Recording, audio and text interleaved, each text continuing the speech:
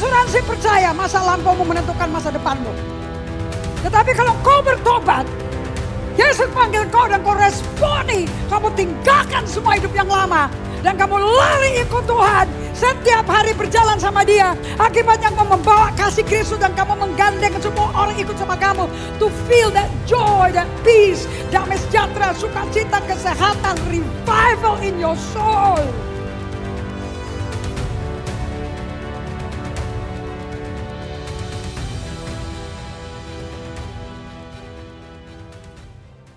Amsal 6 akan menjadi tema daripada khotbah kita pagi hari ini.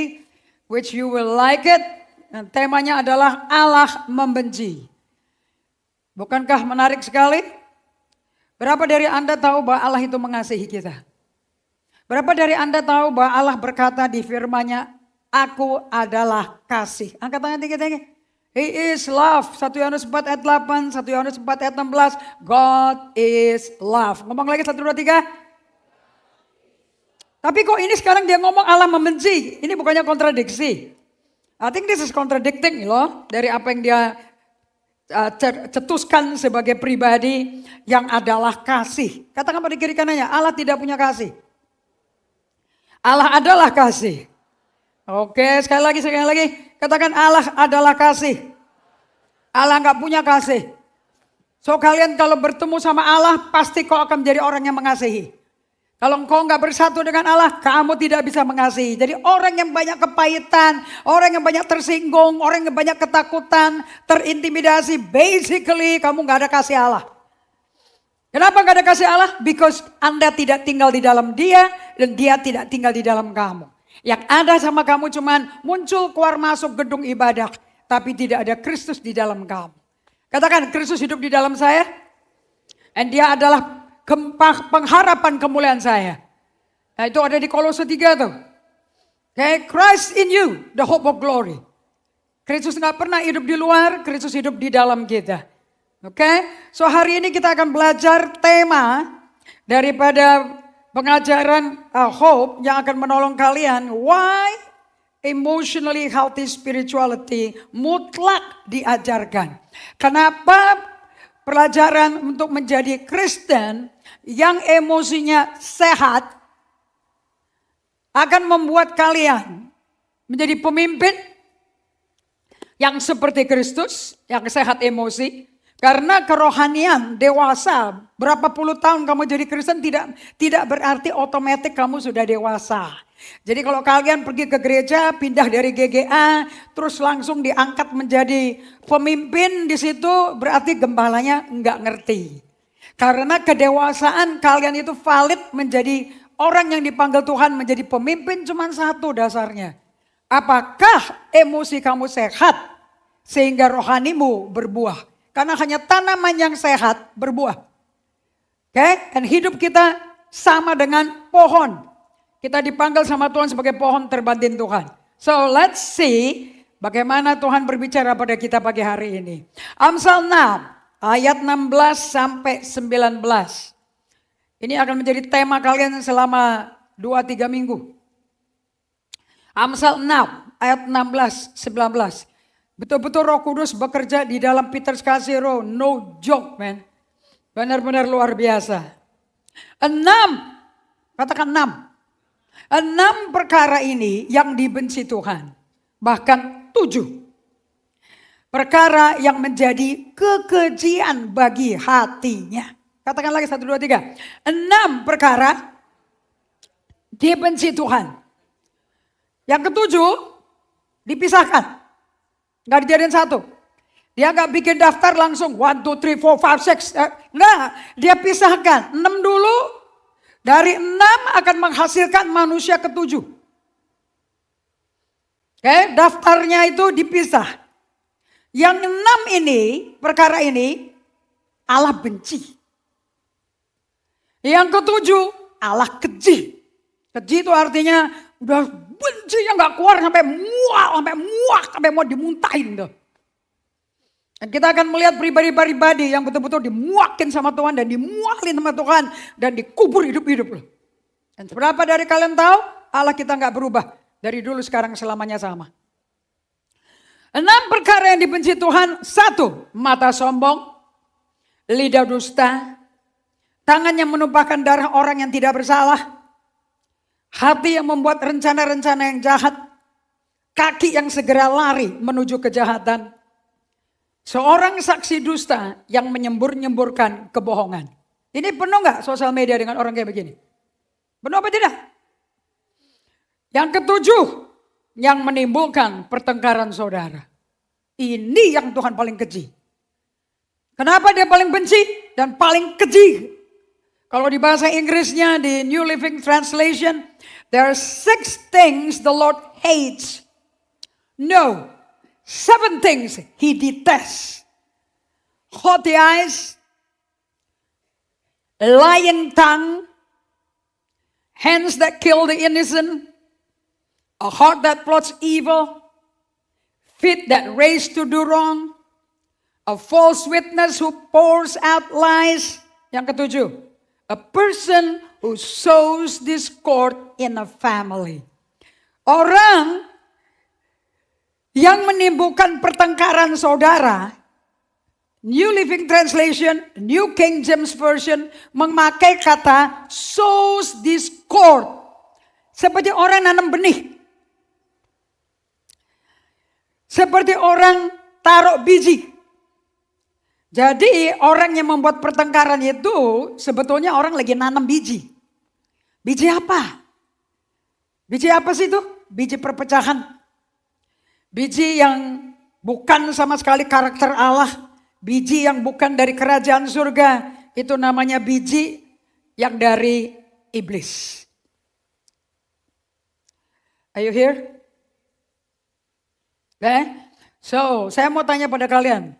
Orang kalau nabur itu, kalau nanam benih, itu rame atau sepi? Ada suaranya enggak kalau benih ditanam? Enggak ada. Diam, tenang, kalem, tiba-tiba udah jatuh di air. Betul tidak? Right? Tetapi kalau sudah musimnya panen, udah masak, ternyata panennya luar biasa nyebarnya. Bahkan menyebabkan pertengkaran, dari pertengkaran sampai perpecahan. Dari perpecahan berarti perceraian. Kalau terjadi di perkawinan, cerai. Kalau dicari keluarga, dalam keluarga, keluarga pecah. Kalau di dalam bisnis, kongsian pecah. Kalau di gereja, gereja pecah. So ini benih yang ditabur, diam-diam. Cuman kalau sudah musim panen luar biasa. Hasilnya tidak dapat dihindari. Nanamnya tidak kelihatan, tetapi panennya membahayakan. So, orang yang menabur, kita pakai New Living Translation version ya.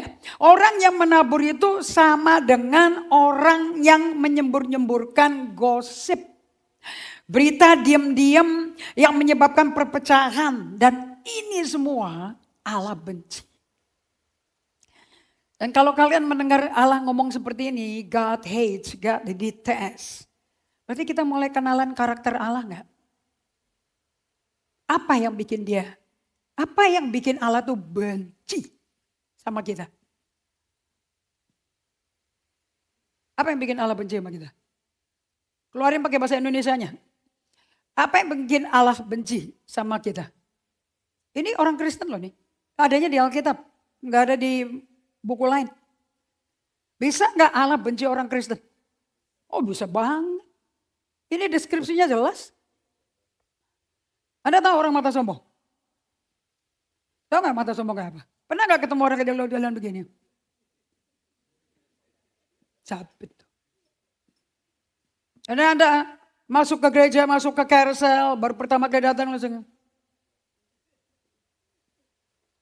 Kalau bajunya ada sedikit merek-merek brand yang terkenal, nanti yang ditanya, biasa beli di mana, belanja di mana.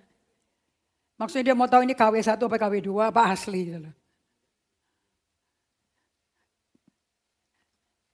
Pernah kalian yang pacaran kepingin kawin, mau ketemu sama calon besan, orang penting. Dan besannya udah dikenalin langsung. Halo? Itu Tuhan benci loh. Bencinya gak keruan. Kalau kamu bilang kamu benci, yang mengerikan lagi Allah yang benci. God hates.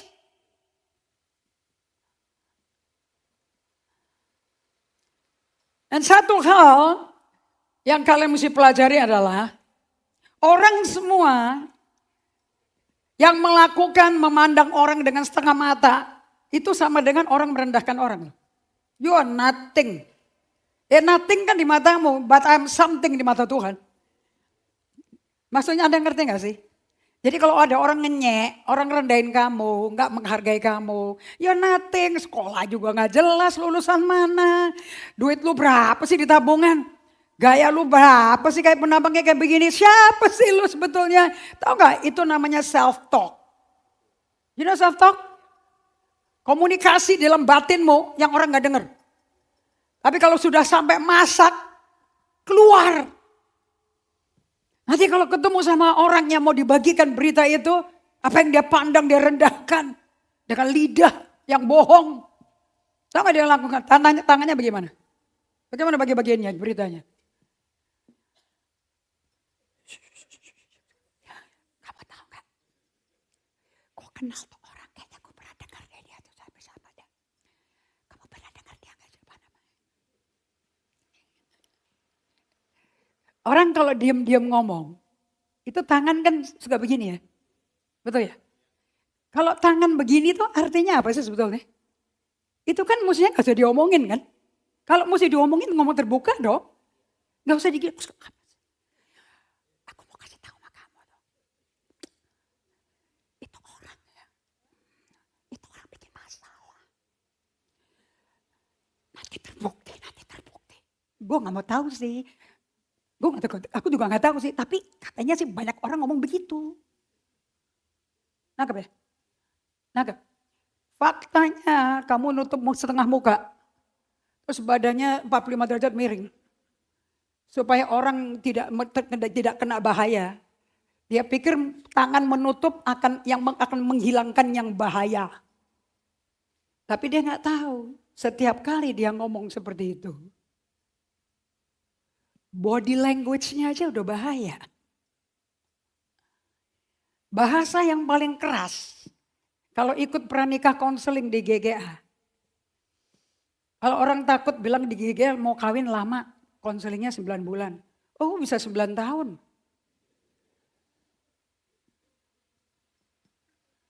Yang bikin 9 tahun siapa? Ya kamu. Tuhan menyeberangkan orang Israel cuma 11 hari. Tapi kok bisa jadi 40 tahun siapa yang bikin? Untuk 1 hari pemberontakanmu aku buat 1 tahun loh. Siapa yang bikin? Alias Allah jangan dilawan. Jangan berani kamu melawan Allah. Karena roh pemberontakan adalah roh perpecahan. Ya? So setiap kali, kalau orang Kristen lagi kalau di gereja lebih bagus lagi kalau itu berita-berita yang menyebabkan pertengkaran yang disembur-sembur itu dengan kebohongan itu orang Kristen paling pintar. Gereja itu penuh berita seperti itu.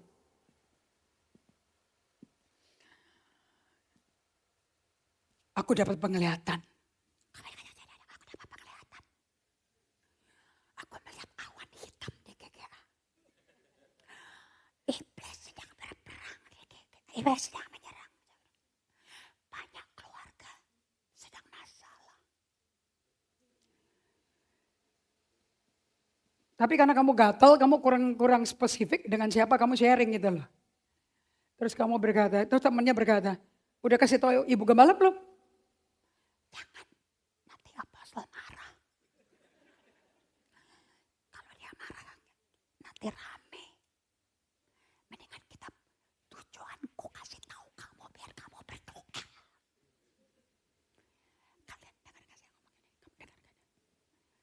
Bisa dengarkan apa yang saya bagikan ini penting sekali. Betul ya saudara-saudara, hati-hati. Bisa dengar gak saya ngomong apa?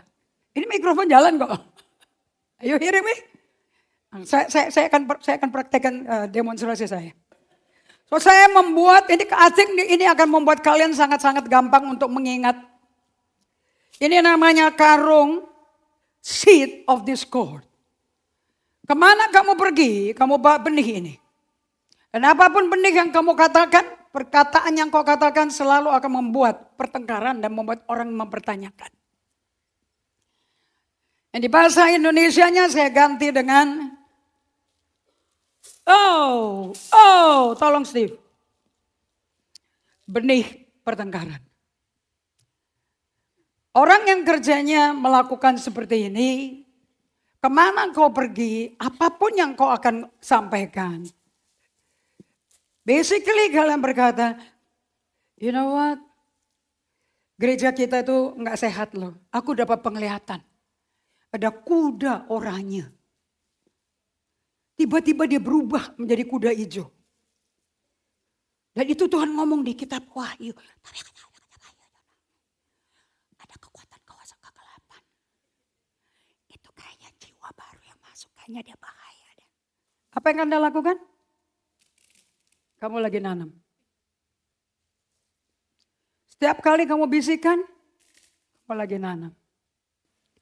Setiap kali ada acara, selalu bajunya baru. Pendeta apa tuh?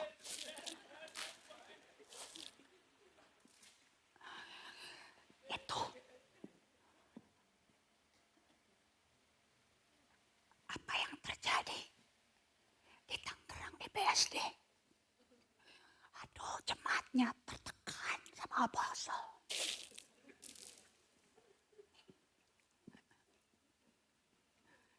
Pernah dengar kabar terakhir enggak? Itu semua pelajaran kayap. Diperbarui semua. Jadi kita percuma ikut kayap tahun lalu.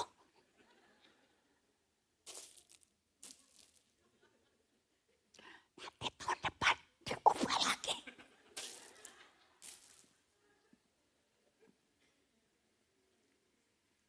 Itu dia.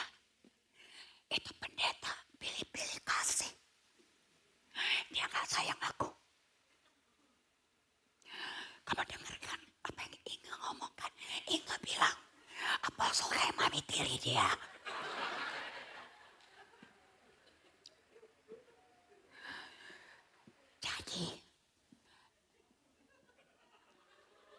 Jadi, Steve, lo kan juga tertekan kan? Lo siap-siap aja tuh, Steve. Habis lo. Bentar lagi rata lo. Lo kuatin mental.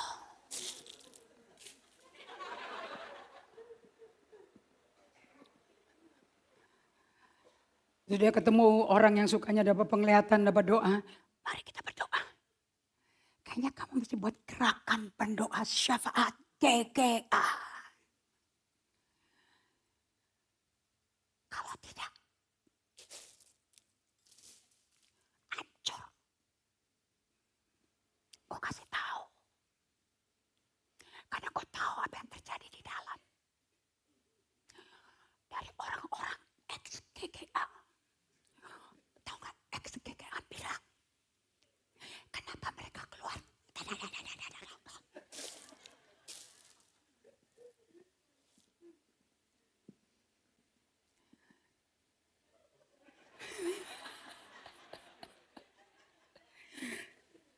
Terus kamu bisikin si Ethan, kamu biar kuat di sini loh.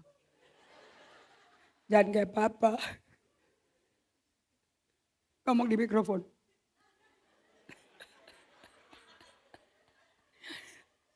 Bang, ya ambil jalan. Ethan bilang, Ethan. Berapa perihal seperti ini? Ethan.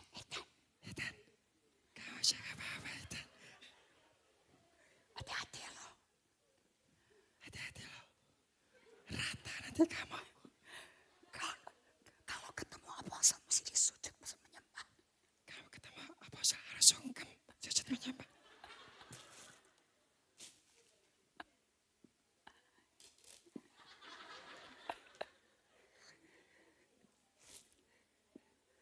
Terus dia punya cici. Baru recovery dari operasi kanker. Dia kasih tahu. Cek. Hati-hati lah Cek. Minggu ini jangan ke GGA. Apostle lagi ngamuk. Cek, hati-hati jangan ke GGA. Kalian dapat gambarannya? Do you getting the passage? So saya mau kasih tahu pada kalian, setiap di mana ada kalian dengan siapa kalian berasosiasi, di situ selalu terjadi pertengkaran. Problemnya yang dilakukan kepada dari benih, dari benih, it's okay. Dari benih yang ditabur seperti ini, waktu nabur nggak kerasa apa-apa. Sepertinya bagus, berguna. Sepertinya peduli. Hati-hati. Aku peduli sama kamu. I care for you. Tetapi the problem sama hal seperti ini menabur benih ini, yang ditabur menabur benih perpecahan, perselisihan paham, dan pertengkaran. Sowing discord adalah menabur benih pertengkaran. Waktu benih ditabur gak kedengaran, sunyi, sepi. Ini namanya a quiet whisper. Jadi setan itu tidak perlu membuat kalian melakukan dosa besar. Untuk membuat perkawinan hancur, untuk membuat keluarga pecah, untuk membuat bisnis hancur, untuk membuat gereja pecah. You don't have to do any big thing. Setan cukup berkata dengan bisik-bisik, diam-diam, dengan tenang, cukup menghancurkannya. A quiet whisper yang namanya a dangerous whisper. Ini jauh lebih mengerikan daripada kalau engkau bertemu sama orangnya dan ngomong dengan tenang dan menjelaskan ada apa yang tidak beres. Are you hearing me? Tapi nggak semua bisik-bisik itu bahaya, nggak semua dong. Ada bisik-bisik yang berguna. Katakan good whisper. Nah, good whisper ini sangat dibutuhkan. Kenapa? Kalian terlambat, Apostle sudah naik panggung, dan kamu lari-lari dari WC. Bro, resletingnya belum ditarik. Perlu dibisikin gak tuh? Atau perlu ngomong, resleting ditutup loh, kebuka tuh. Gak mungkin dong. Tapi kamu ngomongnya apa? Tolong tutup resletingnya, belum tutup. Pintunya ditutup. Nangkap ya? Tante. Kondenya miring. Betul? Right? Ada good whisper. Even though it's a whisper. It's not always a bad whisper. Okay? Tapi orang yang menabur-nabur. Karena di bahasa New Living Translation, New King James. Menyebar-nyebarkan berita hoax. Menyebar-nyebarkan prasangka, praduga yang kamu sendiri juga gak yakin. Itu dibenci sama Tuhan. Saya mau kalian semua dicintai Tuhan. Right? Kalian kalau menyanyikan lagu puji-pujian penyembahan yang betul-betul menyentuh. Kemarin di Bali, Mary memimpin puji-pujiannya, sound systemnya dengan kita dibantu. Ada satu tamu yang dulu biasanya ini satu serangkai. Kemarin ada lima orang mantan pramugari Garuda. Dan ini teman-temannya Ibu Fanny Justin nih semua nih, pensiunan nih. Dan salah satunya suaminya tuh pas diajak pertama kali ke GGA dengar Apostle Khobar tuh seneng. Dan dia pas belum pulang dia ngomong sama saya, is there a chance for me? Jadi kita kalau udah dengar ngomong seperti itu gak perlu kita beberin. I said of course. Biar dosa kita merah kayak kirmisi, Tuhan bikin kita putih kayak salju. Of course there is a chance. By the way, chance-nya bukan cuma 2 kali. Puluhan miliar kali. Because kasih karunia jauh lebih besar daripada dosa kita. That's why we have hope. Right? Saya gak pernah berhenti mendengarkan lagu dari Gators and Bill Gates family, semua penyanyi dan pengarang lagu gospel, true gospel, bukan lagu rohani, true gospel. Dan mereka selalu menyanyikan lagi, because he live, I can face tomorrow. Kenapa? Karena kasih karunia lebih gede daripada dosa kita. Kasih karunia lebih banyak daripada dosa kita. Amin. So, pada waktu kita melakukan muka yang mata yang sombong itu tidak kelihatan dari mulut. Lihat matanya dulu. Mata sombong, terus lidahnya tuh kan nggak pasti itu benar apa tidak. Aku ngerasa, aku dengar, tapi kan kamu nggak ngalamin langsung kan. So apa yang kau saksikan adalah a lying tongue, saksi dusta. Dan Tuhan benci sama saksi dusta. Keluaran 20 ayat 16, jangan menjadi saksi dusta. 10 perintah Allah. Dan menjadi saksi dusta sama dengan diterjemahkan Yesus di kerajaan surga. Demonstrasinya orang warga negara kerajaan surga. Kamu tidak menghakimi. Matius 7 ayat 1 sampai 5 diterjemahkan di Keluaran 20 ayat 16. Dari mana saya belajar ini? Dari emotionally healthy relationship. Orang yang sehat emosi, relationship-nya enak. Orang yang sakit emosi merusak relationship. Makanya terjadi semua seperti ini. Six things the Lord hates, yes 7 are an abomination to him. Ini persis bahasa Indonesia. A proud look, a lying tongue, hands that shed innocent blood, tangan yang menunduk-nunduk orang. Itu orangnya, dia yang melakukan itu. A heart that devises wicked plan, hati yang merencanakan perencanaan jahat. Feet that are swift in running to evil. Ini bukan gak ada hubungan sama Taylor Swift, oke? Okay? Kaki yang lincah sekali lari kepada kejahatan, kepada setan. A false witness, saksi palsu who speak lie, and one who sows discord among brethren. Now, si Raja Salomo disuruh Roh Kudus nulis ini di masa tuanya dia sebelum dia mati. Ini orang bertobatnya impas. Tahu nggak impas? Narrow escape. Apa tuh narrow escape tuh? Hampir nggak selamat. Oke? Dan kalian takkan tahu dia selamat setelah punya 700 gundik dan 200 istri. Dan merusak anak keturunannya sampai pecah Israel gara-gara Salomo punya perbuatan. Di masa tuanya dia menulis buku Amsal, dia menulis buku Pengkhotbah, dia menulis buku Song of Solomon. Itu 3 bukti dia bertobat. Things the Lord hates, yes 7. Dia buat daftar 1, 2. A proud look, a lying tongue, hands that shed innocent blood, a heart that devises wicked plan, feet that are swift in running to evil, a false witness who speak lie. 1, 2, 3, 4, 5, 6. You got it? Ini semua kalau kamu jadikan ini kebiasaan dan kehidupan sehari-hari, you will become number 7. One who sow discord among brethren. And kamu gak bisa kontrol lagi. It because it's you. It become you. Jadi kalau kita main musik, ini crescendonya nih. Udah kunci paling tingginya, chord paling tinggi. You become a sower of discord. And God hates you. Orang gereja mungkin gak ngomong dia benci kamu. But God hates you. Kalau Allah udah menentang kalian, siapa yang mau ngelawan kamu? Siapa mau bela kamu? Gak ada yang mau bela kamu. Amin, kamu urusan sama Tuhan. So, 6, katakan 6 itu angka manusia. 7 itu angka kesempurnaan. You can either sempurnanya hancur, jahat, total, saya Satan. Atau kamu sempurnanya serupa Kristus. Your choice is your calling. Hidup ini tidak tergantung Tuhan. Hidup ini tergantung kita mau bergantung pada Tuhan apa tidak.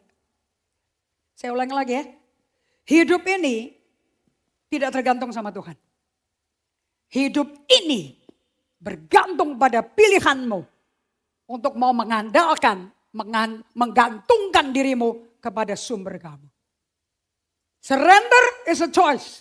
Obedience is a choice. Kepadamu kupersembahkan, Musa berkata, Ulangan 30.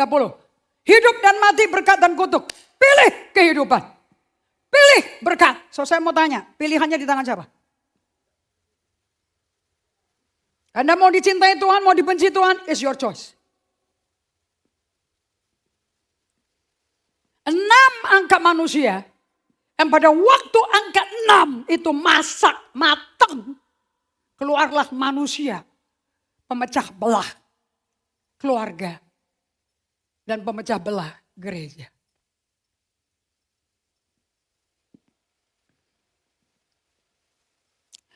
Nah, kata discord di bahasa Ibraninya itu madon. Sebetulnya ini kalau pakai bahasa Ibrani asli madon pakai apostrofi, ada iotanya itu O-nya. Madon artinya, catat ini, wow. Strife, contention, relational conflict, and ini salah ketik nih, intentional division. Oke, udah dibetulin. Strife, contention, strife itu kalau ngomong tuh udah kayak orang mau berantem terus gitu. Contention selalu dilawan. Relational conflict, semua hubungan berkonflik. It's nothing wrong to have conflict ya, karena kita gak ada orang latar belakang yang sama loh. Tapi kalau selalu bikin konflik di dalam setiap hubungan dengan siapapun, something is very wrong, man. Kenapa sih? Karena mereka melakukan intentional division. Memang secara sengaja mau mecahin.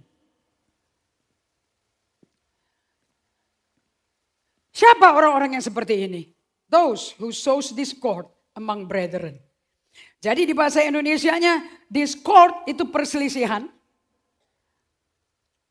Ini bukan perselisihan paham ya. Ini bukan topik yang berbeda, pandang perspektif berbeda. Enggak ada. Ini memang mau berselisih.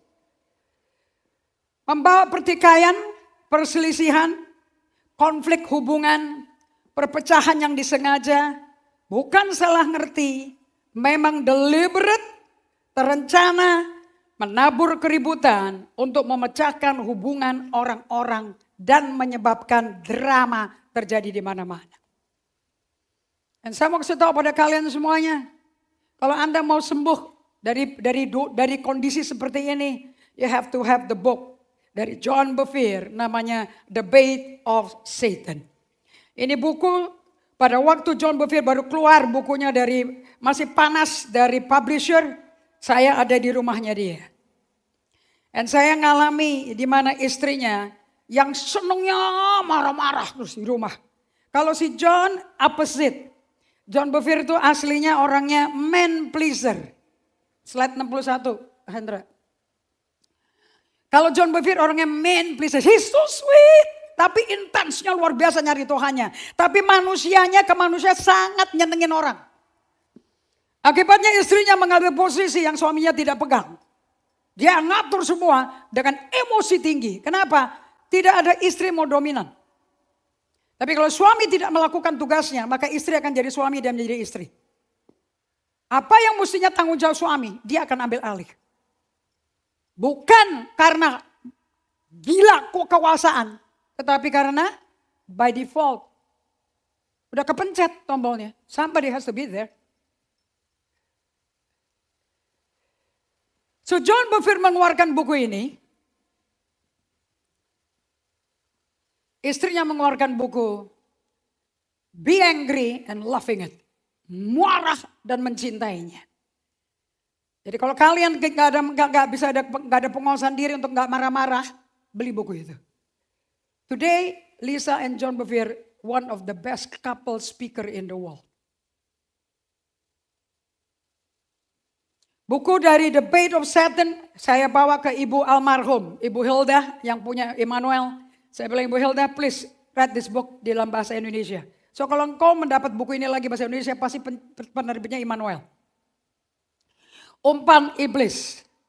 Saya ngatur semua ke publishing company dari Amerika, dari Destiny Image Publishing, bawa ke Immanuel, mereka sampai bikin kontrak, baru mereka bisa bebas untuk menerjemahkan. Dan inti daripada buku ini adalah, saudara yang dikhianati lebih sulit dihampiri daripada kota yang kuat. Dikhianati itu bahasa Inggrisnya offense. Saudara yang tersinggung lebih sulit dihampiri daripada kota yang kuat. Dan pertengkaran adalah seperti palang gapura sebuah istana. Puri itu istana. Jadi orang yang tersinggung dan disimpan sampai jadi kepahitan. Yang keluar dari dirinya gak ada yang lain kecuali pertengkaran. Dan kalau kau sudah mengalami seperti itu, kamu udah makan umpannya setan. Kalau kau sudah makan umpannya setan, kalian pernah lihat kan umpannya setan, pernah kan? Ada kotak kawat, terus ada apa di dalamnya? Ada keju, ada ikan asin, betul tidak? Dan dibuka kan pintunya kan? Dan dia nggak peduli kan? Dia kan lapar, dia nggak peduli dong. Kalau ada perangkap di situ, ada kerangkeng, dia nggak peduli. Yang dia lihat apanya? Umpannya. Begitu dia langsung masuk, badannya masuk, langsung itu kerangkeng ngapain? Dan dia makan nikmat itu keju, makan nikmat itu ikan asin. Dia nggak tahu dia terperangkap. Begitu orang yang tersinggung. Dan begitu orang yang kepahitan. Kamu masuk ke perangkapnya iblis. Dan apa yang keluar dari hidup kamu? Nothing but pertengkaran. Dan di mana ada kamu, ada pertengkaran. Gak ada, bukan menjadi anak Allah yang membawa damai, but pertengkaran. Are you hearing me? Kalian mendengarkan semua ini? It's so important. So, Allah membenci orang, God abhors a person who sows discord. Abhors artinya keji. Aduh, kejinya gak kurang tuh. Sampai dia mau muntahin kamu loh. Oke. Dan ini terjadi di Israel. Karena discord dalam bahasa Ibrani itu adalah intensional mau bikin pecah. Memang mau misahin orang. Kayak kenapa dia bisa seperti itu? Karena bagaimana dia cara hidupnya? Mata sombong. Dan di Amsal 16 ayat 18 berkata, pride goes before destruction. And a haughty spirit before a fall. Hati-hati. Kalian kalau hidup dengan mata sombong, sok paling rohani, sok paling tahu segala-galanya. Siapa sih lo? Lo apa sih dibandingin sama gue? Hati-hati. Ini semua self-talk. Gak kedengeran dari luar. Dan di setiap kita ada. Karena kita masih pakai tubuh dosa. So we have to be careful. Guard yourself. Dari segalanya jaga hatimu. You understand this? So Madon adalah orang yang bikin masalah, bikin drama. Nah bahasa Inggrisnya Madon adalah very, very messy people who makes a mess. Di mana dia ada drama, di mana dia ada problem. Selalu ada masalah, selalu ada drama yang gak pernah kenal. Hati-hati, karena benih pertengkaran itu paling api di gereja dibungkus dengan bahasa rohani. Kenapa kok Tuhan tuh benci banget gitu, sampai dia buang kamu. Karena pertengkaran menghancurkan kesatuan. Bukankah waktu kalian menikah kalian bikin sumpah sampai maut tidak bisa memisahkan kita. Dalam suka dan duka, dalam kaya dan miskin, sakit dan sehat, enak gak enak, kita satu. Bukankah itu? Dan keduanya menjadi satu daging. Menjadi satu kan? Menjadi satu kan? Dari semua penyebab Allah itu benci total itu apa? Lo hancurin kesatuan yang dia bikin. Dari semua yang Allah mesti bayar. Dari seluruhnya yang paling mahal Allah mesti tebus, mesti bayar. Dia mesti bayar kesatuan. Dulu kita bermusuhan dengan Allah. Dulu kita kita jauh dari Allah karena pikiran kita musuhan sama dia. Dosa membuat kita bertengkar sama Allah. Dosa bikin kita benci Allah, gak mau tahu tentang Allah. Dosa membuat kita, Yesaya 59 ayat 2 mengatakan apa? Dosa membuat apa? Kita terpisah dari Allah. Apa yang memisahkan kita dari Allah? Dosa. Bukankah ada jurang? Anda ingat ilustrasi jembatan? Bukankah ada jurang? Gara-gara apa itu? DOSA. Apa itu dosa? Kamu nabur berita gosip. Sampai terjadi pertengkaran. Kalau sampai ada pertengkaran dalam carousel, something is very wrong. Messy people sow seed of discord. Orang yang striving, contention, memang sengaja kalau mau bikin perpecahan kok. Orang seperti itu menabur benih, all the seed yang akan membuat orang pecah hubungan. Discord is never accidental. Discord is a strategy. Discord is planted. Ini suatu strategi dan itu memang ditanam. Bahayanya kalau kalian mau ngomong sesuatu tentang seseorang, pasti kan nggak di depan orangnya kan? Kenapa kamu nggak di depan orangnya? Pada tahu itu dosa. Karena kamu penabur benih pertengkaran.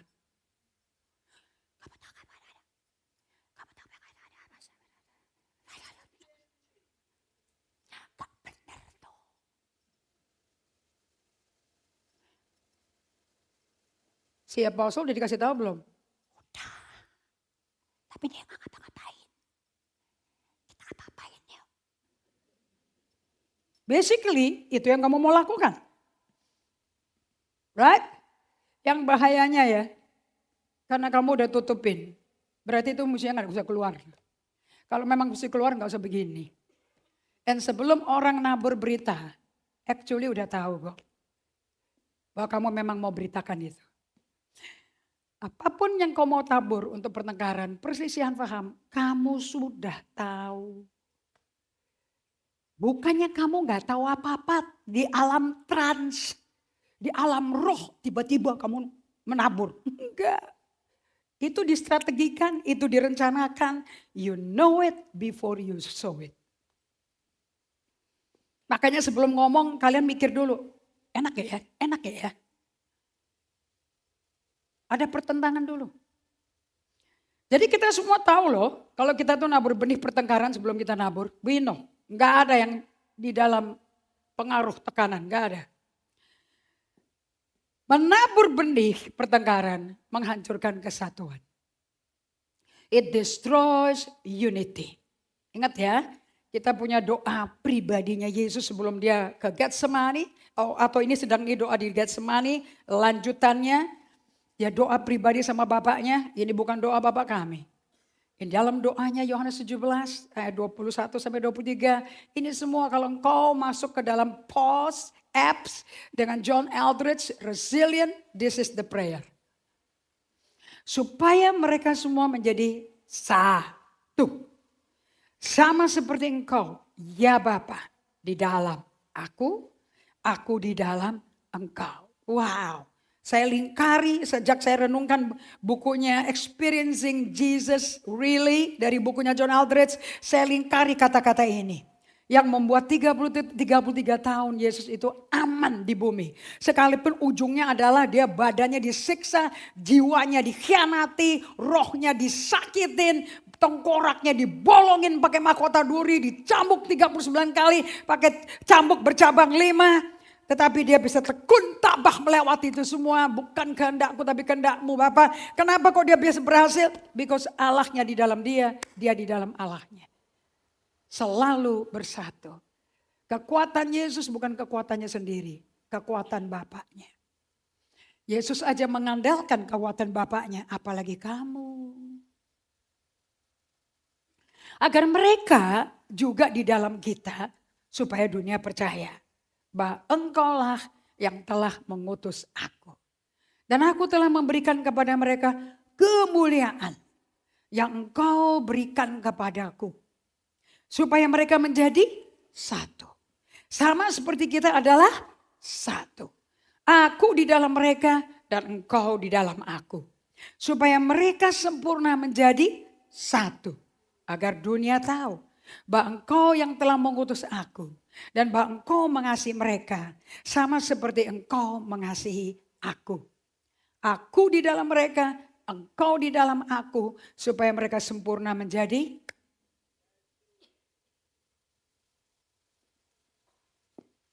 Doanya aja kayak gini sebelum ke kayu salib. Justru yang dia doakan Justru yang dia bayar dengan nyawanya, anaknya, justru yang dihancurin sama kamu. Gak heran kalau Allah berkata, yang ketujuh, kekejian bagiku. Allah harus mengutus anaknya yang tunggal hanya untuk melakukan satu hal. You know that? Untuk menciptakan langit, bumi, laut dan sebagainya. Untuk menciptakan benda-benda penerang. Allah gak usah bayar apa-apa. Allah gak bayar apa-apa. Dia cuma ngomong. Jadilah terang. Dia cuma ngomong. Jadilah penerang untuk malam hari. Dia cuma ngomong bintang. Bintang A, bintang B, setiap bintang dikasih nama. Dia cuma ngomong jadi kok. Gak ada yang dibayar. Tapi satu ini dia mesti bayar. Allah bayar dengan mengorbankan bayarannya nyawa anaknya sendiri. Supaya dia tebus nyawa kita. Supaya kita tidak menjadi sandra daripada iblis. Tapi dia menjadi ransom. Dia menjadi tebusan bagi nyawa kita. Biar aku yang masuk ke setan. Biar Indri keluar. Yang ini dia mesti bayar. Supaya saya bersatu dengan Yesus. 2 hari terpisah karena dosa. Tapi karena Yesus kita mendengar dialah jalan, kebenaran, kehidupan. Tidak ada satu orang datang ke Bapa kecuali melalui dia. So kita percaya dan menerima nama Yesus sebagai juru selamat yang nyelamatin nyawa saya. Dan Tuhan satu-satunya, tidak ada yang lain. Saya menyeberang. Saya bersatu sama Allah. I'm reconciled with God. Yes? Yes? Itu dia mesti bayar. Dan pada waktu kita dibeli, dibayar sama Yesus nyawa kita. Hubungan kita sama keluarga kita pun didamaikan. Berapa dari kalian merasa damai? Senang sekali bisa waktu setelah bertobat, kepingin bersaksi sama keluarga kamu semua. Papi, mami, kakak, adik semuanya. Diceritain semuanya. Gak diundang cerita juga cerita sendiri. Gak perlu pakai mikrofon kan ya. Gak perlu pakai mimbar kan. Gak perlu pakai meja kan. Gak perlu pakai Alkitab kan? Karena kamu Alkitabnya. Paulus berkata, aku gak usah catat kartu nama. Kamu kartu namaku. So, pembayaran Allah untuk nyawa kita.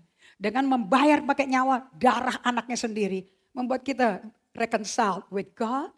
Dan membuat kita reconciled with our sibling. Dengan keluarga kita. Betul? Dalam perjalanan hidup kita memang ada hiccups, ada konflik, gak apa-apa. Karena perjalanan iman setiap anggota keluarga kita gak sama kayak kita. Ada amin. Dan kita tidak dipanggil untuk menjadi orang yang nabur perpecahan, pertengkaran. Justru kita mesti menjadi pembawa damai. Ada amin. Gak ngerti keluargamu, ya kamu ambil bikin waktu untuk sharing. Dengan kesaksian kamu, bagaimana kamu mengalami perubahan di area yang mereka belum berhasil. Is that right? Makanya kamu butuh waktu dengan keluargamu, bukan untuk Cynthia, bukan untuk Natal, bukan buat tahun baru tahun Januari, tapi setiap minggu mesti bikin waktu sama keluargamu. Itu namanya sabat. Sabat tidak individualistik, sabat itu per keluarga. Dan sahabat itu tidak stop di delight. Seluruh jemaat di Kersel GGA, karena ada di Kersel saya tahu, senangnya delight sahabat. Apa tuh delight sahabat? Itu yang terakhir. Bukan yang pertama. Delight sahabat adalah kumpul sama keluarga dan kita makan bersama, jalan-jalan bersama. Kayaknya begitu sahabat dari pagi sampai malam jalan-jalan terus. Tapi waktumu dengan Tuhannya gak ada. Kamu untuk diisi dengan hadiratnya. Bukankah dia berkata, tinggal di dalam aku di dalam kamu. Yes? Berarti kalau kita pakai Tuhan sibuk selama seminggu. Sibuk dengan acara gereja, sibuk dengan Kersel, sibuk dengan toko, sibuk dengan bisnis, sibuk dengan praktek dokter, praktek lawyer, sibuk semuanya. Saya mau tanya. Dan kamu mengalami banyak gesekan, banyak tantangan. Dan setiap kali kamu berdiri bangkit untuk melawan dan untuk melihat masalah ini bisa beres semua. Kalian mau tahu kamu punya ketangguhan kendor berkurang. Adrenalinmu bisa habis. Dan kalau kamu tidak pernah diisi dengan Roh Kudus, minyak baru itu. Kamu akan berjalan pakai minyak tengik. Anda tahu masakannya dimasak sama minyak tengik, minyak jelantah, racun semuanya. Kamu gak bisa jalan pakai minyak yang lama. You need a fresh anointing. Kamu butuh fresh presence of the Holy Spirit. Ini bukan pelajaran baru. Ini udah lama. Kalau kamu ingin ikutin Benny Hinn, pelajarannya ini semua. Jangan pikirin mengenai keluarga dia, perkawinan gak berhasil. Itu urusannya dia. Yang penting dia punya pengalaman dengan Tuhan, awalnya benar. Bagaimana dia lanjutkan terserah. Saya juga punya jalan sendiri. Tapi dengan bencana yang mengalami yang saya alami, ternyata membuat saya balik ke Tuhan lagi. Praise the Lord. Why? Because life is a choice. Hidup ini adalah pilihan. Aku berikan pada kamu berkat kutuk langit dan bumi, dan aku panggil langit bumi sebagai saksiku. Pilih berkat, bukan kutuk. Pilih kehidupan, bukan kematian. So I choose life and I choose blessing. Karena saya pilih keberkatan, saya pilih kehidupan, kamu juga ikut. Kamu ikut, kamu yang menikmati. It's nothing to do with me. Tapi kamu pakai kehendak bebasmu untuk melakukan apa yang benar di mata Tuhan. Amin. Right? So dia bayar dengan nyawa anaknya untuk rekonsiliasi kita dengan Allah dan sesama. Makanya hukum Allah sepanjang 2 tahun, 3 tahun di GGA. Dari treasure land sampai children church, semua temanya sama terus. Loving God, loving people. Betul apa tidak? Right? Loving God, loving people. Tetapi di gereja isinya apa? Love God, I hate people. I don't like that person. Kalau bisa dimusnahkan dari muka bumi ini. Hah? Nggak, kalian bisa memusnahkan, bisa nyingkirin orang. Dengan cukup kok. Gue gak sangka lakukan ini sama gue. Aku gak terima gue melakukan ini demi kebaikan dia. Malah gue dipanggil apostle. Gue kena marah. Lu hati-hati aja kalau cerita-cerita sama apostle. Lu yang kena. Udah ada, pernah ngalami itu? Kenapa kok kamu yang salah? Justru kamu yang kena. Kenapa kamu yang kasih tahu berita? Justru kamu yang saya tegur. Kenapa enggak yang salah yang saya tegur?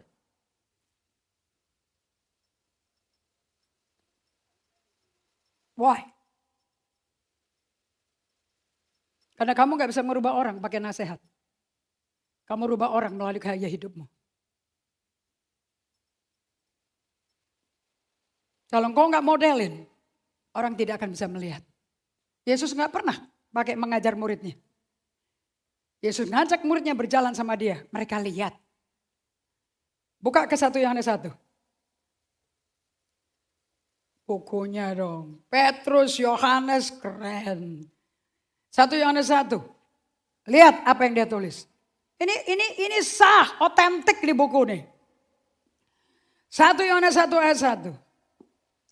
Apa yang telah ada sejak semula, yang telah kami dengar, yang telah kami lihat dengan mata kami, yang telah kami saksikan, dan yang telah kami raba, dan tangan kami tentang firman hidup. Itu loh yang kami tuliskan kepada kamu. Hidup itu nyata, kami lihat.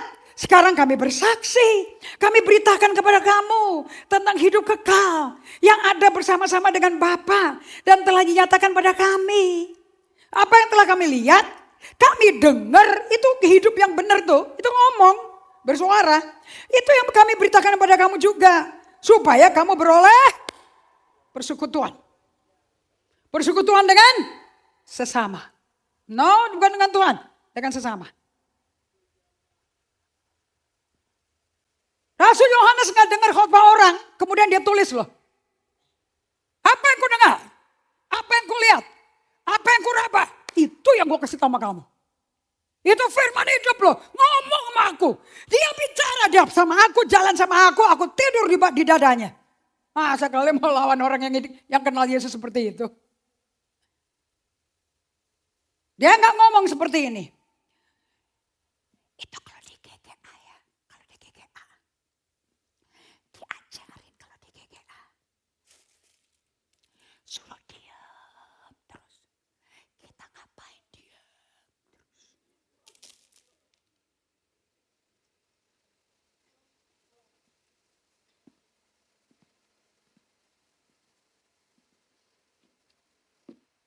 Gara-gara solitude, silence, stillness, Madame Guyon di penjara. Di usia 28 tahun. Karena mengajar silence and stillness dan berpusat pada Tuhan menjadi ritme hidup. Ada waktu kerja, ada waktu diam. Ada waktu kerja, ada waktu diam. Kalau kamu belajar buku Emotionally Healthy Leadership, di bagian Sabat, ritme hidupnya Yesus. Kerja, stop. Kerja, stop. Kerja, stop. Kalau kalian dengan sosial media dan desperate butuh duit, shut. Nanti tiba-tiba kamu sakit. Tiba-tiba kamu gak tahu ada apa dengan tubuh kamu. Serangan jantung ringan. Di bahasa Inggris, semua kata-kata yang mengandung janji imannya Tuhan selalu memakai prefix re. Kalian tahu prefix? Kata depan. Return. Repent. Revive. Reconcile. Semua re. Berarti apa yang dilakukan oleh Yesus di kayu salib? Simple. Dulu awalnya, pada waktu Adam pertama kali diciptakan serupa gambar rupa Allah, He is five. He had all the life of God. He is dim. He is stored in the presence of God. He is a generation yang menghasilkan legacy. He is in conciliation dalam perdamaian. Tapi waktu dosa terjadi, hilang semua itu. Makanya Allah mesti bayar untuk bisa nempelin kata revive, hidupin kembali dari mati. Redeem, dibeli balik dari disandra sama iblis. Restore, dipulihkan kembali apa yang setan curi dan binasakan. Regenerate, dilahirkan kembali supaya kembali seperti dari roh lagi untuk bisa dibangun menjadi serupa gambar Tuhan. Reconcile, kembali didamaikan. Kalian diubah seperti ini, menjadi seperti ini. Lah kenapa kok mau jadi a bag of? Kenapa kok kalian mau menjadi karung pembawa benih pertengkaran? Itu yang Tuhan kerjakan di dalam kamu, ngapain itu? Ini bukti kalian tidak pernah membesarkan manusia rohmu. Kamu gak pernah kasih makan manusia rohmu. Kamu hidup tanpa Roh Kudus. Hati baru, roh baru. Roh Kudus masuk. Tapi tidak pernah bangun hubungan sama dia. Tidak pernah dikasih makan. Gak pernah dikasih minum manusia rohnya. Kamu gak pernah berdiam untuk menghirup hadiratnya. Kamu gak pernah kasih dia makan roti hidup dan air hidup. Karena roh makan dari roh. Roh makanannya adalah roti hidup. Minumnya adalah hadirat Allah. Tanpa itu kamu punya hubungan dan membina seperti itu, you're dead. Yang ada apa? Manusia dosanya. So kamu pakai KTP Kristen, pakai kalung salib, tapi kemana-mana kamu manusia dosa. Dari mana saya tahu? Oh Paulus yang ngomong. Paulus yang ngomong dengan jelas sekali. Jadi kalau engkau betul-betul lahir dari Allah, dan kalau gereja, untuk kalian, bisa di-revive, redeem, restore, regenerate, reconcile. Kamu mesti hidup di dalam Kristus. Karena semua janji Allah di perjanjian baru yang Paulus tulis. Paulus itu rasul gila-gilaan. 2/3 perjanjian baru yang nulis dia. Separuh perjanjian baru yang dia tulis isinya adalah doktrin kesatuan. Separuh suratnya dia isinya semua tentang keributan-keributan supaya kamu berdamai. Kepada gereja di Roma, dia minta Febe, saudari kita yang melayani jemaat di Kengkrea, kamu sambut dia ya, jemaat di Roma. Sebagaimana seharusnya orang kudus, beri down pada dia bantuan yang dia perlukan. Sebab dia sendiri telah memberikan bantuan pada banyak orang loh. Juga kepadaku sendiri loh. Salam ya ke Priscilla, Aquila, teman sekerjaku. Mereka telah mempertaruhkan nyawanya untuk hidupku loh. Kepada mereka bukan saja aku berterima kasih, tapi juga untuk semua yang jemaat bukan Yahudi.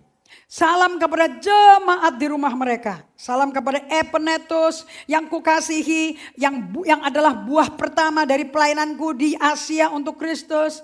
Salam kepada Maria yang bekerja keras untuk kamu. Salam kepada satu persatu dia sampaikan salam. Ayat 12 Roma 16. Salam kepada Trifena dan Trifosa yang bekerja banting tulang dalam pelayanan. Salam kepada Persis yang kukasihi, yang telah kerja banting tulang dalam pelayanan Tuhan. Salam kepada Rufus, orang pilihan dalam Tuhan. Salam kepada ibunya, bagiku adalah juga ibu. Salam kepada semuanya dengan ciuman kudus. Kenapa? Sebab aku dengar ada pertentangan di sana. Sebagian daripada pemuritan adalah seluruh bagian kalian yang tidak sejalan dengan firman akan diuji sama Tuhan. Gereja yang bersatu, kalau dianiaya dari luar, akan tersebar jemaatnya. Dan gerejanya multiplikasi. Terbukti di gereja mula-mula di Kisah Rasul pasal 4. Begitu mereka dianiaya karena nama Yesus. Perkumpulannya digerobok, dibakar semuanya. Itu gereja berkembang. Tapi gereja yang pecah karena aniaya dari dalam pasti pecah. Kita lihat ya, betapa kesatuan itu penting sekali. Dan itu kesatuan hancur karena satu benih yang ditabur. Hanya perkataan. Dan perkataannya bisikan yang tenang. Maka bangkitlah Petrus berdiri dengan ke-11 rasul itu. Dan dengan suara nyaring ia berkata kepada mereka, hai kamu orang Yahudi dan kamu semua yang tinggal di Yerusalem, ketahuilah, camkan perkataan ini. Orang ini tidak mabuk seperti yang kamu sangka, karena hari baru pukul 9. Tapi inilah yang dikatakan oleh firman Allah dengan perantara Nabi Yoel. Akan terjadi pada hari-hari terakhir, demikianlah firman Allah. Akan terjadi ini di GGA, bahwa aku akan mencurahkan rohku ke atas semua manusia. Maka anak-anakmu laki-laki dan perempuan akan bernubuat. Teruna-teruna mendapat penglihatan, orang tua akan mendapat mimpi. Hambaku laki dan perempuan akan kucurahkan rohku pada hari itu dan mereka akan bernubuat. Katakan bahasa roh yang tepat setelah dibaptis Roh Kudus. Dalam kesatuan. Nubuat, penglihatan, mimpi, nubuat. Bukan bahasa lidah. Kalau kamu mau berbahasa lidah di tempat umum, kamu mesti dipenuhi dengan Roh Kudus. Dan karunia bahasa lidah akan keluar. Di mana ada karunia berbahasa roh, mesti ada karunia mentafsirkan. Karena Allah bukan Allah yang menciptakan kekacauan. Allah menciptakan keteraturan. Ayo hear me? Oke?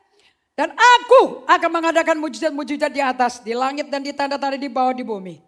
Darah dan api, gumpalan-gumpalan asap, matahari akan berubah jadi gelap gulita, bulan menjadi darah sebelum datangnya hari Tuhan. Hari yang besar dan mulai itu, dan barang siapa berseru pada nama Tuhan akan diselamatkan. Hai orang-orang Israel, dengar perkataan ini. Yang aku maksudkan ialah Yesus dari Nazaret. Seorang yang telah ditentukan Allah dan yang dinyatakan kepadamu dengan kekuatan-kekuatan dan mujizat-mujizat dan tanda-tanda yang dilakukan oleh Allah dengan perantaran dia di tengah-tengah kamu. Seperti yang kamu tahu, justru kamu nyalipin dia. Begitu mereka dengar itu tertusuk hati mereka dan mereka serentak berkata, apa yang mesti kau lakukan? Dan 3.000 jiwa bertobat dari khotbahnya Rasul Petrus. Mantan pengkhianat Yesus yang nyumpahin Yesus bisa berubah menjadi rasul yang mengabarkan kabar baik. Kisah para Rasul 2 ayat 34 sampai 44.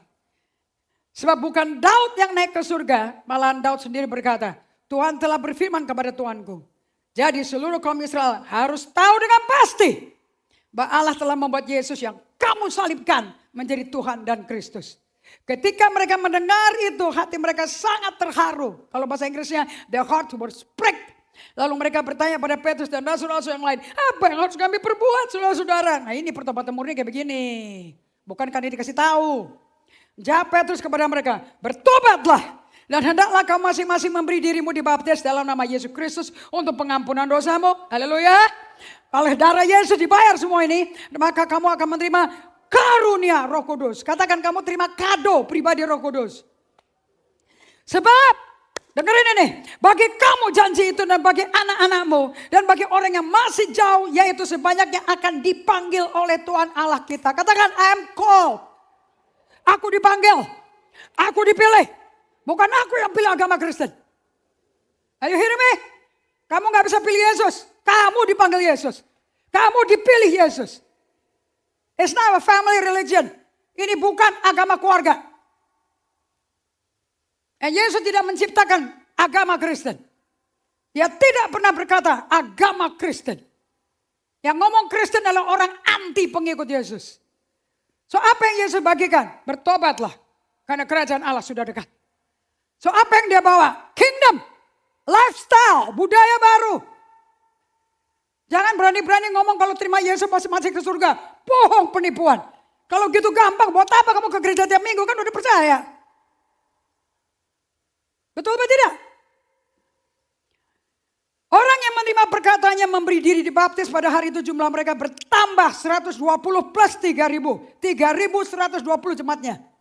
Mereka bertekun, katakan sama-sama. Mereka bertekun dalam pengajaran rasul-rasul dan dalam persekutuan. Apa itu persekutuan? Akur enggak satu sama lain? Akur enggak? Bersekutu enggak? Baik-baik enggak? Atau hanya datang kemari mau menilai itu pendetanya siapa sih itu? Pendetanya keren enggak sih itu? Datang kemari cuma mau nilai urapannya ada apa enggak sih? Khotbahnya bagus sama enggak? Frak sama khotbah bagus, men. Hidupin itu firman. Beetje Hollandse spreken ya. This is very erg moeilijk ngomong seperti ini. Mereka bertekun, akur. Gak ada mau berteman tapi dikasih syarat. Aku mau berteman tapi kamu gak boleh gini-gini. Oh sini dong. Gue mau tahu lo bertobatnya tahun berapa ya? Kalau aku lahir di keluarga Kristen, aku Kristen otomatis. Gak ada. Emangnya kalau kamu masuk kandang sapi, kamu keluar otomatis jadi sapi? Kamu masuk ke bengkel otomatis keluar jadi mobil? Mobil apa dulu dong? Gak ada yang otomatis. Semua harus mendengar Injil keselamatan dulu. Semua mesti mendengar kabar baik. Dan Yesus yang bekerja di kamu. Tidak ada unsur pendeta nolong kamu. Pendeta cuma menyampaikan kabar baik. Sisanya kamu mau dengar apa kamu gak mendengar. That's your choice. And that will be your decision setelah kelar dari tempat ini. Not now. Dan mereka selalu berkumpul untuk memecahkan roti dan berdoa. Selalu perjamuan suci gak sebulan sekali tuh. Halo. Kamu mau bikin setiap karsel ada perjamuan suci, nothing wrong. Saya berdoa kamu tambah suci. Dan semua orang, katakan sama-sama. Dan semua orang yang telah menjadi percaya tetap bersatu. Tetap apa? Tetap apa? Apa sih yang diperjuangkan oleh Yesus itu apa sih? Apa yang diperjuangkan oleh Roh Kudus? Persatuan. Mengasihi Allah dan mengasihi sesama. Jangan datang kemari semua orang dikritikin semua. Yang benar aja kalian. Kalau kamu bisa ngeritik, kamu ngaca dirimu. Kamu sebagus yang kamu kritik gak?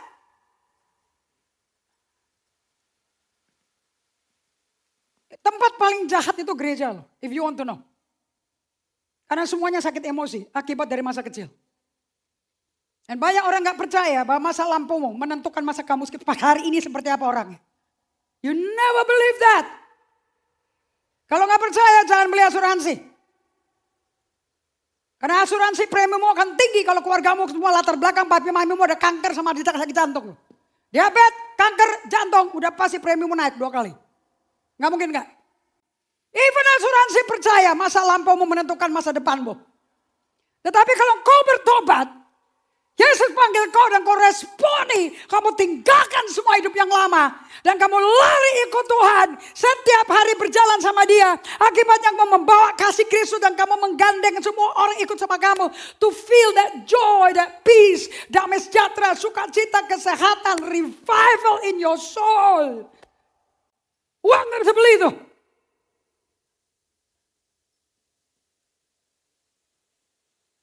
Berkat Tuhan turun pada kamu tanpa batas. Dan segala kepunyaan mereka adalah kepunyaan bersama. Commonwealth. Because kingdom is commonwealth. Semua kerajaan Inggris, Swedia, Denmark, Jepang. All rakyat numpang di tanahnya raja. Dan mereka dibagi kekayaan raja, menikmati kekayaan raja. Are you hearing me? Itu namanya Commonwealth. Makanya Kanada, Australia, Bahamas itu disebut negara Commonwealth.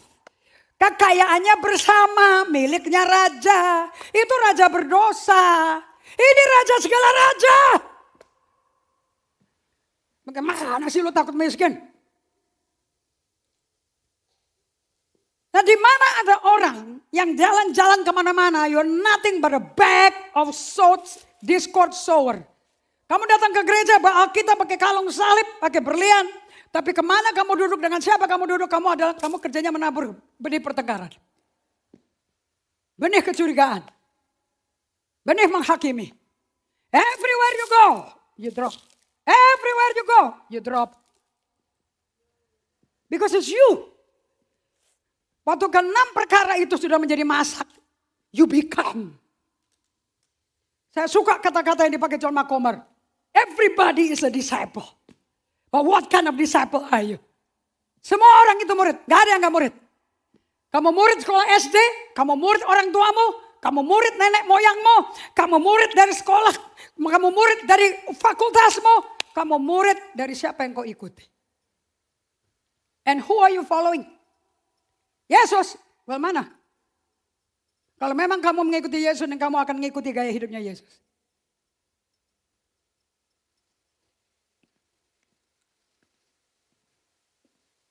Perselisihan terjadi di semua gereja yang Paulus bangun.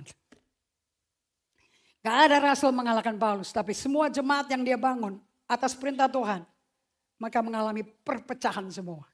Di 1 Korintus 1 ayat 10-13. Rasul Paulus menulis surat kepada jemaat di Korintus. Ini surat loh ini. Tetapi aku menasihatkan kamu, saudara-saudara, demi nama Tuhan kita Yesus Kristus, supaya kamu seia, sekata, dan jangan ada perpecahan di antara kamu. Okay? Tetapi sebaliknya, supaya kamu erat bersatu dan sehati sepikir. My goodness. Anda mau tahu? Kisah Rasul 2, coba buka sebentar Alkitab kalian. Kisah Rasul 2, amazing. Saya kepingin ini terjadi di GGA loh, aku kepingin sekali. Ketika tiba hari Pentakosta, katakan Pentakosta, bukan Pantai Kosta. Pantai itu merek, Penta itu 50 setelah kematian Yesus. Semua orang percaya, sudah percaya dulu ya, barang siapa percaya terima namanya. Mereka berkumpul di satu tempat. Katakan satu tempat. Bukan berbagai-bagai tempat. Tiba-tiba turunlah dari langit suatu bunyi seperti tiupan angin keras. Yang memenuhi seluruh rumah di mana mereka duduk. Katakan rumah. Dan tampaklah kepada mereka lidah-lidah seperti nyala api yang bertebaran. Dan hinggap pada mereka masing-masing. Maka penuhlah mereka dengan Roh Kudus. Lalu mereka mulai berkata-kata dalam bahasa lain seperti yang diberikan oleh Roh itu kepada mereka untuk mengatakannya. Dan waktu itu di Yerusalem diam orang Yahudi yang saleh dari segala bangsa di bawah kolong langit. Saya mau tanya pada kalian, untuk Roh Kudus datang ke atas kita semua seperti lidah api, angin puyuh yang keras, bikin mereka semua mabok oleh Roh Kudus karena mereka dituduh orang mabok tuh. Bagaimana kamu bisa ngalami ini sampai penuh dari ubun-ubun kepala sampai kaki semuanya dalamnya penuh Roh Kudus. Itu bagaimana kamu bisa ngalami ini? Cuman satu. Kalian berada di satu tempat, seia, sekata, sepikir. Gak ada orang di tempat itu yang punya agenda masing-masing. Cepetan dong, gue mau keluar nih. Ini udah 10 hari nih, kata Tuhan mau janji gak datang-datang. Udah deh keluar, 380 orang meninggalkan seperti itu. Tinggal 120. Karena 1 Korintus 15 mengatakan 500 saksinya. Di ruang atas, tapi mereka meninggalkan sampai hari ini. Mereka sampai hari ditulis surat 1 Korintus 15 itu. Mereka masih ada. Tersebar ke seluruh dunia tanpa Roh Kudus. Membagikan Injil. Tapi siapa yang dipenuhi Roh Kudus? 120 di ruang atas. Dan 120 dari 120 keluar 12 rasul. Dan Petrus yang menyangkal Yesus, menyumpai Yesus, gak kenal Yesus. Dia berdiri dan dia bersaksi. Dan 3.000 orang bertobat. Saya mau kasih tahu pada kalian semuanya. Ini semua dapat terjadi karena adanya kesatuan. Kita gak bisa expect tanda-tanda ajaib. Mana gak ada kesembuhan, gak ada miracle. Ya gak ada miracle, gak ada kesatuan, bagaimana? Ya, Roh Kudus kan bukan kacung. Dia Allah. So kita mesti belajar dari semua yang kita pelajari, yang saya selidiki ini pelajaran lama buat saya, you know. But because of new people dan orang-orang yang belum pernah bertumbuh, I have to dig my old notes, you know. Ternyata kalau semua diringkas, dicek dari akarnya, perpecahan itu yang terjadi di gereja-gereja. Kita lihat di 1 Korintus 1 ayat 10-13. Lewat waktu dikit gak apa-apa ya. Tetapi aku menasihatkan kamu, saudara-saudara. Demi nama Tuhan kita Yesus Kristus. Supaya kamu seia sekata, jangan dong ada perpecahan di antara kamu. Enggak, gue gak mau ketemu dia lagi. Gue gak cocok, gue gak mau ketemu dia lagi. Wow. Tapi sebaliknya supaya kamu erat. Wow, ini kan oneness, unity, sehati sepikir. Sebab saudara-saudara, aku telah diberitahukan oleh orang-orang dari keluarga loh. Kalau tentang kamu loh. Bahwa ada perselisihan di antara kamu. Apa ini? Benih ini? Benih apa? Perselisihan. Yang aku maksudkan gini, ini perselisihan di gereja nih. Oh aku golongan Paulus, oh aku golongan Apolos, oh aku golongan Kefas, oh aku golongan Kristus. Loh emangnya Kristus terbagi-bagi? Adakah Paulus disalibkan karena kamu? Atau adakah kamu dibaptis dalam nama Paulus? Buat apa sih sebetulnya kamu mengalami perpecahan kayak gini? Mesti terjadi, nggak mungkin enggak. Untuk menguji, kamu tahan uji apa tidak? Resiliensi daripada mental, emosi, dan roh kamu. 1 Korintus 11 ayat 18-19 menjelaskan ini. Sebab pertama-tama aku mendengar bahwa apabila kamu berkumpul sebagai jemaat, ada perpecahan loh di antara kamu. Dan hal itu sedikit banyak aku percaya. Sebab di antara kamu harus ada perpecahan. Supaya nyata nanti siapa di antara kamu yang tahan uji. Lakukan. Dan Paulus dengan passion berkata, udah deh. Kamu kalau mau hidup benar, mau hidup sesuai dengan kerajaan surga, mau mati ke surga. Kamu mesti lakukan segala usaha, pelihara kesatuan. Dari semua yang perlu dirawat, kesatuan. Unity of the Spirit through the bond of peace. Efesus 4 ayat 3-6. Katakan sama-sama. Dan berusahalah memelihara kesatuan roh oleh ikatan damai sejahtera. Kesatuan apa? Bukan kesatuan kamu loh. Orang gak setuju sama saya. Tapi kita setuju sama Roh Kudus. Halo? Oleh ikatan damai. Buahnya kalau ada kesatuan dengan Roh Kudus pasti ada damai. Satu tubuh, satu roh. Sebagaimana kamu telah dipanggil kepada satu pengharapan yang terkandung di dalam panggilanmu. Katakan satu Tuhan, satu iman, satu baptisan, Bapa dari satu Allah dan Bapa dari semua. Allah yang di atasnya semua dan oleh semua dan di dalam semua. Nah yang semuanya yang melakukan adalah Allah Bapa. Kenapa kita pecah? Saudara Paulus menegaskan seperti ini. Catat nih. Kamu mesti simpen ini di screenshot. Gereja yang pecah adalah gereja yang kalah. Dan iblis tertawa. A defeated church is a failing church. Dengar baik-baik. Gereja yang pecah karena roh perpecahan. Karena benih itu yang ditabur kamu. Because of your word.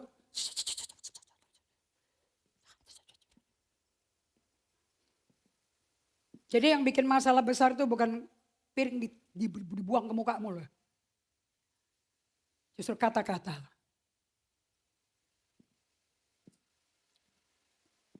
Setan itu kalau ada perpecahan, ada kepahitan, justru dia makmur. The kingdom of darkness thrives in strife. Di mana ada kepahitan, di mana ada kebencian, di mana ada pertengkaran, dia makmur. Tetapi kerajaan Allah makmur di mana ada kesatuan. Hidup. Semua buah rohnya hidup. Gereja yang bersatu dalam kesatuan kasih Tuhan adalah gereja yang tidak bisa dihentikan. Unstoppable. Gereja mula-mula, wow, bercabang sampai Yunani, Asia kecil, gak bisa berhenti loh. Di situ iblis kabur. So kalian mau bikin sarang setan? Atau sarang oci?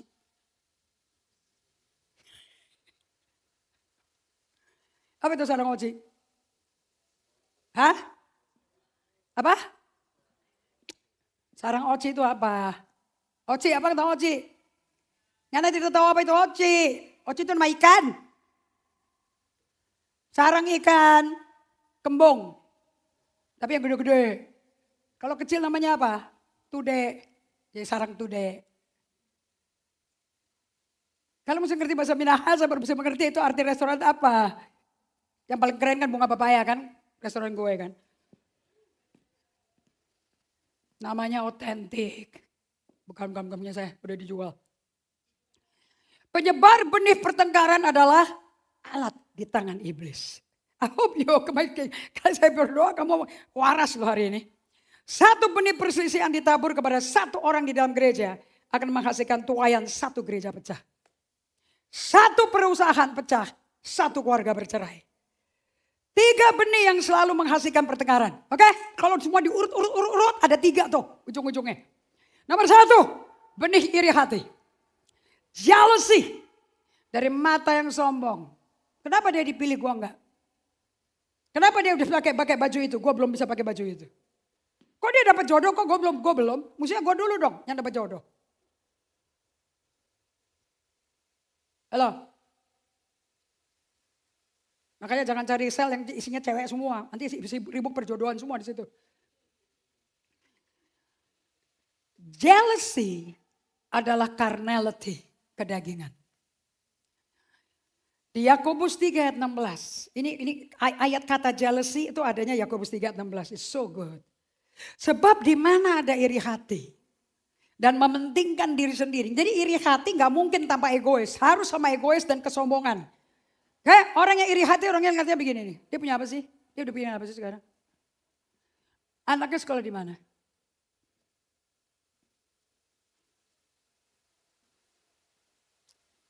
Masuk ke pesawat, duduk. Passenger sebelahnya. Halo, duduk. Enak ya kalau dapat penumpang pas masuk langsung ngantuk tidur gitu enak sekali ya. Gak usah ada pembicaraan, tapi ada yang kayak terus pas duduk kita liatin dari atas ke bawah. Terus kita liatin dari bawah ke atas, halo.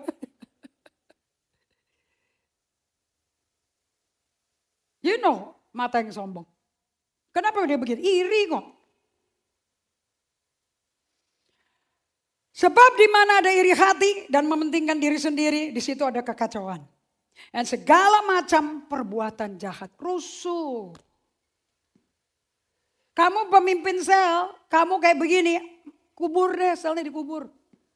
Tapi Sandiaga Hill gak mau jual.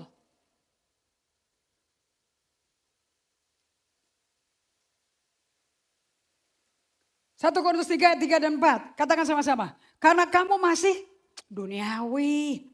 Sebab jika di antara kamu ada iri hati, perselisihan, bukankah hal itu menunjukkan bahwa kamu hidup secara manusiawi? Karena jika seorang berkata, aku dari golongan Paulus. Dan yang lain berkata, aku golongan Apolos. Bukankah hal itu menunjukkan kamu duniawi, bukan rohani? So kita mesti belajar dari Musa. Wah, saya kalau lagi sedih, saya bacanya Musa. Kenapa? Tidak ada gembala yang terbaik, terwaras, terindah seperti Musa. Dan tidak ada gembala yang mengalami aniaya segila Musa.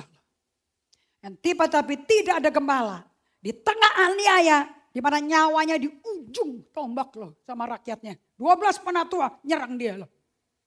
Yang tidak sedekat Musa dengan Tuhan. Nggak ngalahin, nggak ada yang ngalahin. Rahasia kemenangan Musa, dia satu dengan Tuhan. Dia lihat muka Tuhan, muka ke muka. Suatu hari, kakaknya Musa, dua-duanya Harun dan Miriam iri sama si Musa. Di Bilangan 12, mereka iri karena dia ternyata kelihatan irinya sudah dari dulu gara-gara si Musa pas bikin kesalahan. Ada celah dia kawin sama perempuan Ethiopia, perempuan Kush yang musuhnya harus Yahudi. Kenapa dia kawin sama perempuan Ethiopia? Begitu di matanya Harun dan Miriam dia salah, keluar hatinya si Harun sama si Miriam. Emangnya Tuhan ngomong cuma lewat lu ya? Emangnya Tuhan gak ngomong lewat kita juga? Kita bisa dengar loh suara Tuhan. Kita bisa kok jadi pemimpin Israel. Yang saya heran, emang orang kalau iri itu otaknya didengkul kali ya. Kalian tahu gak? Musa itu gak kepingin loh jabatan gembala. Gak kepingin, gak suka. Dia benci, dia gak mau. Dipaksa Tuhan. Loh kenapa apa yang dia gak suka lu iri? Ya ambil aja. Hah? Sadar gak? Aku ini gak bisa ngomong.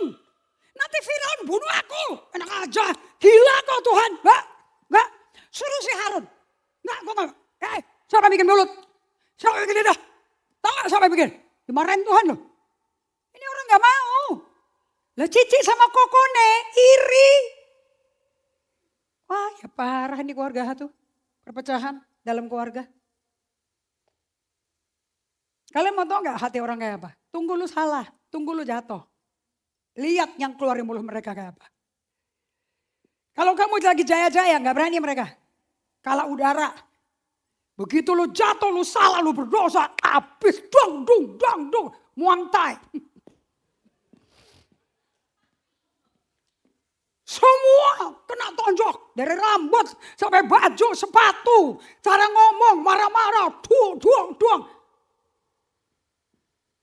Dan Musanya memang kenal Tuhan, jadi dia caranya menghadapi tuduhan itu ya cara Tuhan. Yuk kita ketemu Tuhan, yuk kita tanya.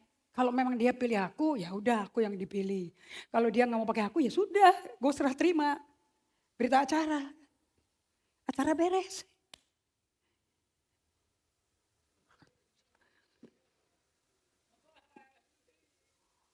Nangkap ya? So jealousy kakaknya Musa di bilangan 12. Pada waktu Musa berkata seperti itu, Allah tuh muncul. Tiga-tiganya masuk ke bait Allah. Masuk ke kemah suci. Saudara mereka masuk ke ruang kudus. Executive meeting sama Allah langsung. Kamu tahu siapa Musa? Nabi kalau ngomong dengar suara gue. Kalau Musa, gue muka ke muka kalau ngomong. Ini sahabatku. Ini tidak ada orang lemah lembut kayak begini. Lu berani mengatai dia. Gak bisa ngomong, Miriam sama Harun. Terus Miriam kusta semuanya. Siapa yang nangisin Miriam? Musa tersungkur. Angkat kustanya. Kita kalau gak diubah seperti ini karakternya. Kita belum selamat. Mayoritas kalian kalau lihat orang yang kamu iri, itu jatuh. Kamu berkata, syukur, mampus sisan. Biar tahu rasa penghakiman dari Tuhan. Apa kamu bisa lakukan itu? Ada keluar? Orang yang tahu siapa dia, aman. Bab 1 kayak apa? Know who you are. Aku diterima, aku aman. I'm significant, aku berarti. Lihat di Musa. Satu lagi di bilangan 16. Pasukan bodrek bajingan. Namanya Korah, bukan Korah ya. Korah itu mami saya. Korah itu my mom's name itu C-O-R-E. C-O-R-E, not Korah. Ini Koreng, Korah. Korah bin Yasar bin Kehat bin Lewi. Suku apa? Lewi, kerjanya ngapain? Bait Allah, ruang suci, ruang kudus, pelataran, kasih korban. Dan anak Abiram, anaknya bla bla bla bla. Ketiganya orang Ruben, keturunan anak sulungnya si Yakub, yang bajingan, yang nidurin bapaknya, incest. Mengajak orang-orang untuk berontak melawan Musa. Satu orang 250 keluarga kakak berontaklah Musa. Di Bilangan 16, 2-5. Dan pada waktu mereka berontak, kenapa? Karena iri. Mengapa kamu tinggi-tinggiin diri di atas jemaat Tuhan? Ketika Musa mendengar hal itu, sujudlah dia. Tuh, kenapa kita latihan day by day? Bikin otot untuk berdiam menanti Tuhan. Jangan pas diserang baru belajar. Gak kuat. Dan dia berkata kepada Korah dan segenap kumpulannya. Ini orang yang melihat Musa angkat tongkat Allah. Kotak berhenti. Air sungai Nil yang darah menjadi putih kembali. Belalang pelahap yang menutupi bumi Mesir hilang semuanya. Tongkatnya membelah Laut Merah. Mereka nyebrang Laut Merah, tiba dengan selamat di daratan. Melihat Firaun dan 600 kudanya dikubur hidup-hidup. Berkata, sombong loh. Dan Musa berkata, besok pagi Tuhan akan memberitahukan siapa kepunyaannya, siapa yang kudus, dan ia akan memperbolehkan orang itu mendekat kepadanya. Orang yang akan dipilihnya akan diperbolehkan mendekat padanya. Dan bagaimana caranya Allah menghakimi 250 gangster dengan satu dalangnya? Korah and the gang. Bukan Kool and the gang. Korah and the gang. Bumi terbuka dan telan hidup-hidup Korah dan keluarganya, dan 250 Korah, Datan, Abiram dan keluarganya, dan 250 keluarga kakak hidup-hidup langsung masuk, langsung tutup, nggak kelihatan ada orang mati di situ, nggak ada kelihatan pernah ada pembunuhan di situ. Apa dosanya? Sesudah itu Musa berkata, dari hal ini kamu tahu ya, aku diutus Tuhan untuk melakukan segala perbuatan ini. Dan hal itu bukanlah dari hatiku sendiri. Jangan sesat. Galatia 6, 7, 8, pegang ini. Allah tidak membiarkan dirinya dipermainkan. Karena apa yang ditabur orang, itu juga dituainya. Sebab barang siapa menabur dalam dagingnya, dia pasti nuai kebinasaan dari dagingnya. Tapi barang siapa menabur dalam roh, dia akan nuai. Nomor 2, nomor 1 jealousy. Nomor 2, apa yang membuat kamu jadi penabur pertengkaran? Seed of offense, benih sakit hati. Benih ketersinggungan. Yesus berkata di Lukas 17, amazingly. Siapa yang percaya bahwa dengan Tuhan tidak ada mustahil? Yes, yes, semua janji Allah pasti digenapi, yes. Tapi ada satu tempat yang dia berkata mustahil. Mustahil tidak ada penyesatan. Mustahil tidak ada yang tersinggung. Tetapi celaka orang yang mengadakannya. Ini saya belajar dari John Bevere nih. Jesus says nothing is impossible. But then he said to his disciple in Luke 17 verse 1 New King James Version. It is impossible that no offenses should come. But woe to him through whom they do come. Mustahil. Kalau ada orang yang tidak tersinggung. Tapi celaka orang yang bikin orang lain tersinggung. Lebih baik taruh tilangan di lehernya daripada dia ngomong dan ngomong yang menyakiti orang dan membuat perpecahan. Di bahasa Inggrisnya dikatakan bahwa it is impossible that no offenses should come. You will be offended. Offense adalah suatu event, offended adalah suatu keputusan. Saya mau katakan lagi. Offended is a decision. Slide berikutnya. Offended is a decision that I will never forgive you. But offense is the event waktu the seed is being sown.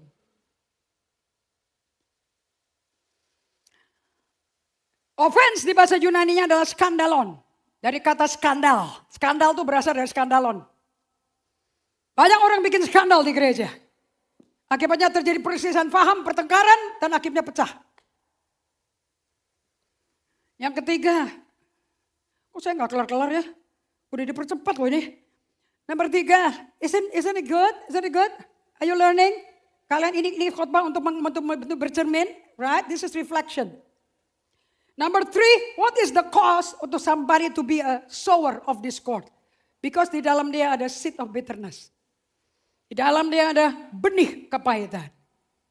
It is, apa sih kepahitan? What is bitterness? It is an offense that stays in your heart too long. Dibiarin, dipupukin, dibumbuin.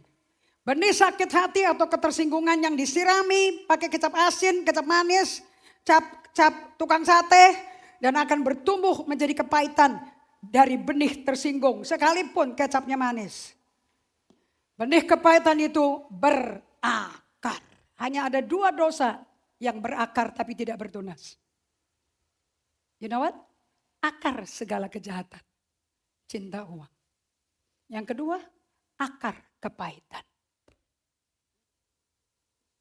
Ibrani 12 ayat 15 sampai 17. Jagalah supaya jangan ada seorang pun menjauhkan diri dari the grace of God. Karena itu Roh Kudus, kekuasa kebangkitan bikin kamu jadi mentaati firman tanpa harus ngoyo. Agar jangan tumbuh akar yang pahit. Yang menimbulkan kerusuhan dan mencemarkan banyak orang. Orang kena semuanya. Jangan ada orang yang menjadi cabul.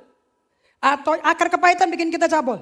Atau yang membuat nafsu yang rendah seperti Esau. Yang menjual hak kesulungannya. Lebih baik hilang keselamatan daripada gue hilang hakku. Untuk balas dendam. Sebab kamu tahu bahwa kemudian ketika Esau hendak menerima berkat itu dia ditolak. Sebab itu ia tidak beroleh kesempatan untuk memperbaiki kesalahannya. Sekalipun ia mencarinya dengan mencucurkan air mata. Bagaimana caranya kamu bebas dari kepahitan? Gampang sekali. Kalian di sini diajarin yang namanya support system, right? Apa itu support system? Orang yang lebih rohani yang dapat dipercaya dan pengalamannya jauh lebih banyak daripada kalian. You can trust your life. Dan kalau kamu ngeluh, kamu ngomel, kamu keluarin komplain kamu, dia bisa nangis sama kamu and he pray for you, tapi tidak memberi nasihat. Yang dia lakukan hanya apa? Cuma 1 dan 2 kata. I understand. Orang yang luka dibilang aku mengerti, sudah cukup. Kenapa? Karena orang kepingin dimengerti. Kepingin diterima. That is okay not to be okay. You know that? Pernah dengar kata-kata itu? It's okay not to be okay. It doesn't make you weird. You human. Kamu manusia. You're not Jesus.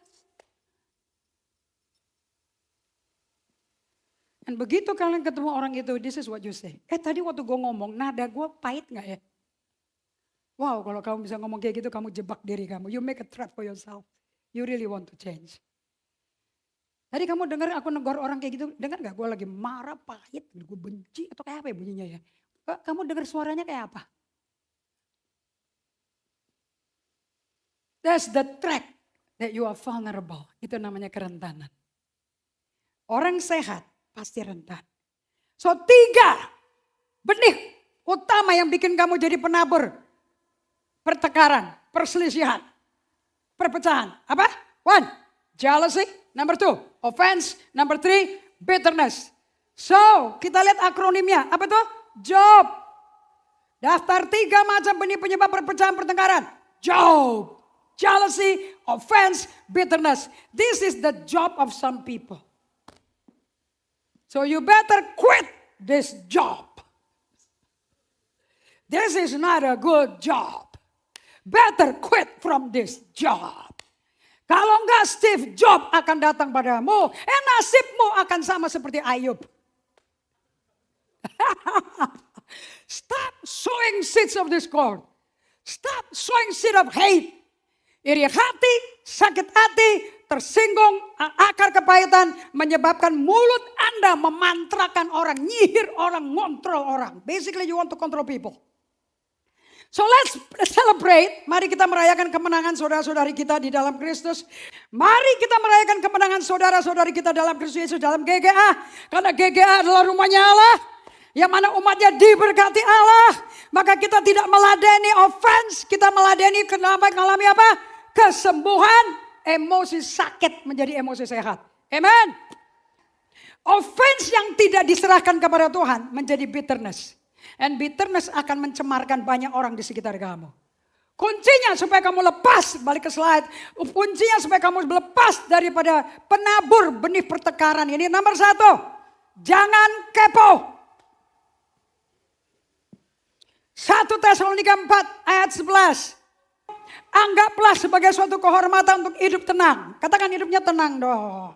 Urusin persoalan-persoalanmu sendiri. Itu loh, jangan kepo. Dan bekerja dengan tangan. Seperti yang telah kami pesankan kepada kamu. Kalau bahasa Inggrisnya apa tulisannya? And that you study to be quiet and mind your own business. And don't be busybody. Apa tuh busybody? Stop kepo, men. Nomor 2, fokus ke depan, bukan ke belakang. Fokus pada Yesus, bangun otot baru untuk mendengar suara Tuhan, bukan mendengar suara setan. Untuk berada di dalam kehendaknya. Ibrani 12 ayat 1, 2, 3. Katakan sama-sama 2, 3. Karena kita mempunyai banyak saksi, bagaikan awan yang mengelilingi kita. Marilah kita tanggalkan semua beban dan dosa yang begitu merintangi kita. Berlomba dengan tekun dalam perlombaan yang diwajibkan bagi kita. Mari kita melakukan dengan mata tertuju kepada Yesus yang memimpin kita dalam iman, membawa iman kita pada kesempurnaan. Abaikan semua kehinaan dan tekun pikul salibmu, sangkal diri, pikul salib, supaya kamu terima sukacita dari Tuhan yang sekarang duduk di sebelah kanan Allah Bapa. Arahkan matamu, katakan fokus, pay attention. Kamu silent solitude, kamu belajar fokus pikiranmu ke arah Yesus. Yang ketiga, bagaimana kita bisa bebas dari menabur benih yang busuk? Jadilah pembawa damai. Berbahagialah orang yang membawa damai, karena mereka akan disebut. Berbahagialah orang yang membawa damai, mereka disebut. So, siapa yang mau jadi anak Allah? Siapa yang reputasinya mau berubah? Siapa yang mau pakai identitas dan kamu kemanapun juga kamu aman. I'm a child of God, I'm a son of the Most High God. Aku dia terima because I'm a child of God. Saya anak Allah karena Allah lihat gua anaknya. Saya mau belajar dari, ini analogi yang saya pelajari dari peribahasa Afrika. An African Proverbs. Ditulis as a Lent, sebagai quote Wednesday Lent, Prapaskah. Hari Rabu-Abu. The resilience of the broom. Ketangguhan, kita lagi ngajarin resilience ya. Ketangguhan, daya lenting daripada sapu lidi. The strength of the broom, kekuatan daripada sapu lidi tidak terletak dalam kekuatan satu lembar lidi. Tetapi resiliensinya diketemukan dalam kesatuan, the united lidi-lidi yang diikat. Kalau kita semua berdiri sendiri-sendiri seperti ini, pada waktu kita diserang, kita nggak kuat, kita akan patah. Patahin. Pada waktu kita bersatu, kita satuin semua. Kita ikat. Lu kan exercise, kamu kan fitness kan ya? Coba patahin. Coba dipatahin. Patahin.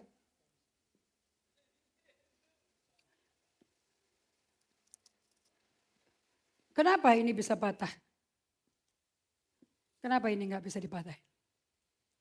Because there's power in unity. Ada kekuatan di dalam kesatuan. Tuhan tidak suruh kita menjadi sama, menjadi robot, menjadi ciplakan yang sama.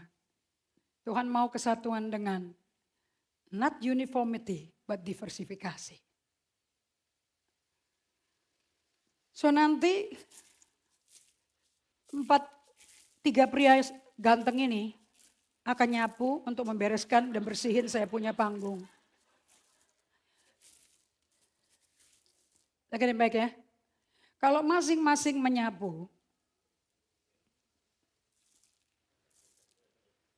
kalau bersatu kita nyapu, hasilnya akan berbeda. Berikut adalah uraian analogi dari sapu itu. Ilustrasi klasik dan kuat tentang persatuan versus perpecahan. Pepatah, 1 batang 1 lembar sapu mudah patah, tapi seikat sapu berdiri kokoh. Berikutlah uraian analogi mengenai penghancuran suatu persatuan. Ketika sapu diikat bersama, mereka membentuk unit yang kohesif yang dapat menyapu kotoran berat dan menahan kekuatan. Tindakan pemisahan atau perpecahan atau perceraian menghancurkan persatuan seperti mengambil satu batang sapu dari ikatan tersebut. Setelah terpisah, dia hilang kekuatan pelindungnya. Kelemahan, perpecahan dari satu batang sapu yang terpisah, dia menjadi rapuh dan mudah patah. Sama seperti setiap individu di sini. Atau kelompok yang bertengkar dan saling menyerang menjadi lemah dan mudah dikalahkan. Persatuan adalah kekuatan. Unity is a force. Untuk keluarga, tim Kersel, bangsa yang bersatu dapat menahan serangan eksternal dan mencapai kesuksesan besar. Kerapuhan individu tanpa kekuatan kolektif kelompok, upaya individu mudah hancur. So pagi hari ini saya mau tutup dengan pernyataan ini.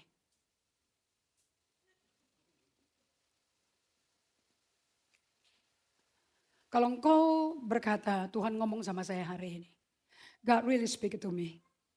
Ada kalanya saya suka kelepasan, saya suka gak bisa ngontrol. Sehingga saya ngomong apa yang mestinya saya gak perlu ngomong. Dan saya suka ngomong di belakang orangnya. But today saya tidak mau menjadi alat di tangan iblis. Ternyata ini yang membuat perpecahan. Satu orang berperan. Yang dekat sama apostle. Bisa membuat semua berita menjadi hancur di gereja ini. Saya percaya tidak ada satu yang tidak bisa mengaku bahkan melakukan ini. Pasti semua melakukan. Kita berdiri semua, kita bertobat. Bersihkan, katakan sama-sama. Dari dalam hati kalian seperti Daud waktu dia menghadap Allah. Setelah ditegur oleh Nabi Nathan. Bersihkan aku seluruhnya. 1, 2, 3. Bersihkan aku seluruhnya dari kesalahanku. Tahirkanlah aku dari dosaku. Sebab aku sendiri sadar akan pelanggaranku. Aku senantiasa bergumul dengan dosaku. Terhadap engkau saja aku telah berdosa. Dan melakukan apa yang kau anggap jahat. Apa yang kau anggap kebencianmu. Supaya ternyata engkau adil dalam putusanmu. Bersih dalam penghukumanmu. Sesungguhnya Tuhan, dalam kesalahan aku diperanakan. Dalam dosa aku dikandung ibuku. Sesungguhnya engkau berkenan akan kebenaran dalam batin. Dan dengan diam-diam engkau memberitahukan hikmat kepadaku. Jadikanlah hatiku tahir ya Allah. Dan perbaharuilah batinku dengan roh yang teguh. Janganlah membuang aku dari hadapanmu. Jangan mengambil rohmu yang kudus daripadaku. Bangkitkan kembali padaku kegirangan. Karena selamat yang daripadamu. Lengkapi aku dengan roh yang rela. Sebab engkau tidak berkenan pada korban sembelihan. Sekiranya ku persembahkan korban bakaran. Engkau tidak menyukainya. Korban sembelihan kepada Allah. Ialah jiwa yang hancur, hati yang patah dan remuk. Tidak akan kau pandang hina, ya Allah.